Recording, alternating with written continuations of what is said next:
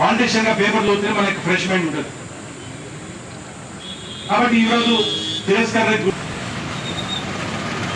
ఆలస్యమైనప్పుడు కూడా ప్రభుత్వానికి చేరవేస్తూ ప్రజల గొంతుగా ఉండే ఈ మీడియా రంగ పరిస్థితి ఈ రోజు కరోనా వచ్చిన తర్వాత చాలా దయనీయ పరిస్థితి ఉంది.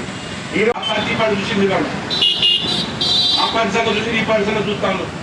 అది పెద్ద జీతమే కాదు, తప్పనిసరిగా బాధలు పెట్టాలి. ఎక్కడ పెట్టాలి పెట్టాలి, దాంట్లో అనుమానం లేదు.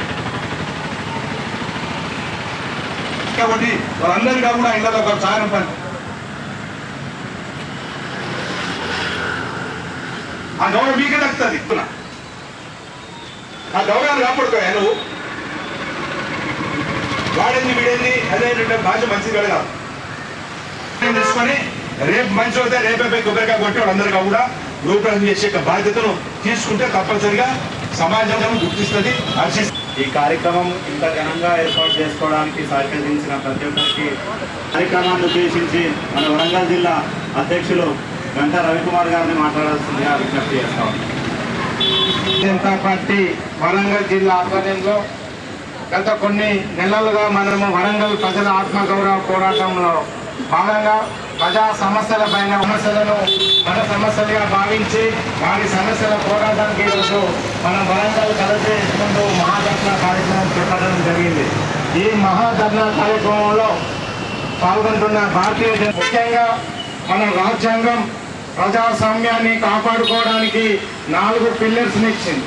ఆ 4 పిల్లర్లో ఒక పిల్లర్ అయిన ఈ మీడియా రంగం చాలా కీలకమైనది. ఈ మీడియా రంగం భారతీయ జనతా పార్టీ వరంగల్ జిల్లా ప్రజా సమస్యలపై వరంగల్ ప్రజల ఆత్మగౌరవ పోరాటంతో మేము ఉద్యమాలు చేయడం జరుగుతుంది. దానిలో భాగంగా జర్నలిస్టు సోదరుల యొక్క సమస్యలపైన ఈరోజు మేము మహాధర్నా కార్యక్రమం చేపట్టడం జరుగుతుంది. ఈరోజు వరంగల్ జిల్లాలోని జర్నలిస్ట్ సోదరులకి గత బీఆర్ఎస్ ప్రభుత్వ ఎమ్మెల్యేలు మంత్రివర్యులు ప్రస్తుత ఎమ్మెల్యేలు మంత్రివర్యులు ఎన్నో వాగ్దానాలు చేశారు. కానీ ఏ ఒక్క వాగ్దానాలను కూడా వాళ్ళు నెరవేర్చుకోవడం జరగట్లేదు. ఈరోజు 12 కోట్లతోని దేశాయపేటలోని 12వ డివిజన్లో గత బీఆర్ఎస్ ప్రభుత్వ మున్సిపల్ శాఖ మంత్రులు కేటీఆర్ గారు ఏప్రిల్ 12, 2021న శంకుస్థాపన చేశారు. అది ఆ శంకుస్థాపనలో ఆ డబుల్ బెడ్రూమ్లు అన్నీ కూడా పేద జర్నలిస్టుల కోసమని చెప్పడం జరిగింది. ఈరోజు బీఆర్ఎస్ ప్రభుత్వం వాగ్దానాన్ని మేమెందుకు నెరవేర్చాలనే ఒక కక్ష సాధింపు చర్యతో స్థానిక కాంగ్రెస్ ఎమ్మెల్యేలు మంత్రివర్యులు కొండా సురేఖ గారు వారికి ఇవ్వకుండా అవి రెడీ అయిన తర్వాత అసాంఘిక కార్యక్రమాలకు అడ్డగా ఉన్నాయి. కాబట్టి వెంటనే మేము కలెక్టర్ గారికి రిక్వెస్ట్ చేస్తున్నాము, ఎవరైతే అర్హత ఉన్నారో పేద జర్నలిస్టులకు మీరు వెంటనే షార్ట్ లిస్ట్ తయారు చేసి ఆ రెడీ అయి కేంద్ర ప్రభుత్వ నిధులతోని తయారైన ఆ డబుల్ బెడ్రూమ్లో వెంటనే జర్నలిస్టులకు మంజూరు చేయాలని ఈ ధర్నా ద్వారా మేము కోరడం జరుగుతుంది. వరంగల్ జిల్లా వ్యాప్తంగా ముఖ్యంగా గతంలో నిర్మించి విలేకరుల సోదరుల కోసం 2 బెడ్రూమ్ డబుల్ బెడ్రూమ్ ఇళ్లను ఇస్తామని చెప్పేసి నిర్మాణం చేసి వాటిని ఏదో కారణం చేత వాటిని కేటాయింపు లేకుండా దాన్ని ఆ రకంగా ఆపిపెట్టడం ద్వారా వచ్చినటువంటి యొక్క లాభం ఎవరికి లేదు. ఎవరికైనా కేటాయించినట్టు అది కూడా లేదు, కేటాయించకుండా ఉద్యోగం పెట్టినారు. వాళ్ళు ఏమడుగుతున్నారు, గతంలో మీరు శంకుస్థాపన చేసి ఆ ప్రభుత్వం చేసింది, ఈ ప్రభుత్వం ఇవాళ వచ్చిందని మారింది.